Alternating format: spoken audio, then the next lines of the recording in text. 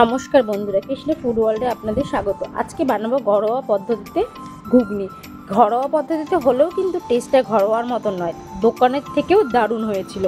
দেখুন, প্রথমে আমি মটরটা ভিজিয়ে রেখেছিলাম, তারপরে দিকে আলু কেটে নিয়েছি। মশলার মধ্যে নিয়েছি লঙ্কা গুঁড়ো, ধনে গুঁড়ো, জিরে গুঁড়ো, হলুদ গুঁড়ো, নুন, গোটা গরম মশলা, পেঁয়াজ বাটা, লঙ্কা বাটা, আদা বাটা ও রসুন বাটা নিয়েছি, আর এদিকে টমেটো কেটে নিয়েছি। তারপরে আমি এবার প্রেসারের কুকারের মধ্যে আলু ও মটরটা ভালো করে সেদ্ধ করে নেব।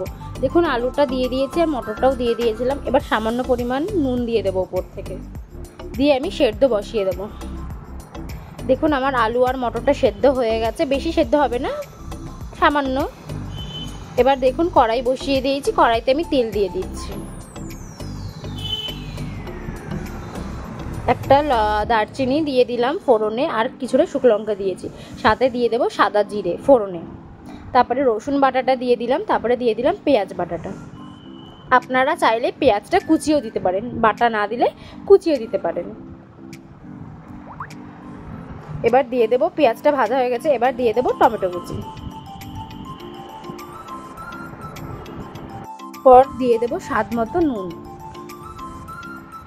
আমি নুনটা এখন দিলাম, আপনারা চাইলে পরেও দিতে পারেন। এবার দিয়ে দেবো এক এক করে সব মশলা। প্রথমেই দিয়ে দিলাম আদা বাটা,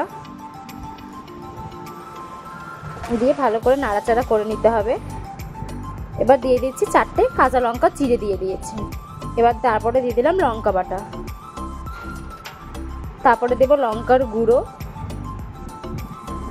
1.5 চামচ দিয়েছি। তারপরে জিরের গুঁড়ো আমি 1.5 চামচ দিয়েছি, ছোটো চামচের। তারপরে দিয়ে দিলাম পরিমাণ মতন হলুদটাও আমি 1.5 চামচ মতোই দিয়েছি। এবার ভালো করে মশলাটা কষিয়ে নিতে হবে। আমি সামান্য জল দিয়ে দিয়েছিলাম যেন মশলাটা পুড়ে না যায়। তারপরে দিয়ে দিলাম সামান্য পরিমাণ চিনি। এবার ভালো করে মশলাটা কষিয়ে নিতে হবে।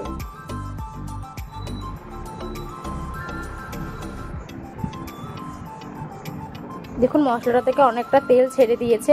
এবার আমি বুটটা দিয়ে দিলাম, মটরটা দিয়ে দিলাম, দিয়ে এবার ভালো করে ফোটাতে হবে। আলু আর মটরটা দিয়ে ভালো করে ফোটাতে হবে। দেখুন, আমার এটা অনেকটা ফুটে গেছে, আর একটু ফুটবে। আমি কিছুটা তেঁতুল আগের থেকেই ভিজিয়ে রেখেছিলাম, ওই তেঁতুলের পিউরিটা দিয়ে দিলাম, দিয়ে এবার ভালো করে নাড়াচাড়া করে নেব। দেখুন, আমার আলুটা ভালো সেদ্ধ হয়ে গেছে। এবার ওপর থেকে কিছুটা গরম মশলার গুঁড়ো দিয়ে নামিয়ে দেবো।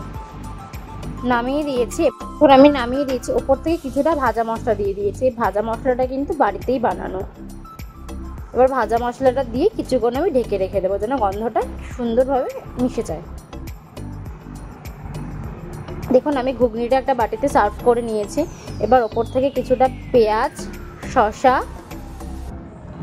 লেবুর রস ও ঝুরি ভাজা দিয়ে ভালো করে আমি সার্ভ করে নেব।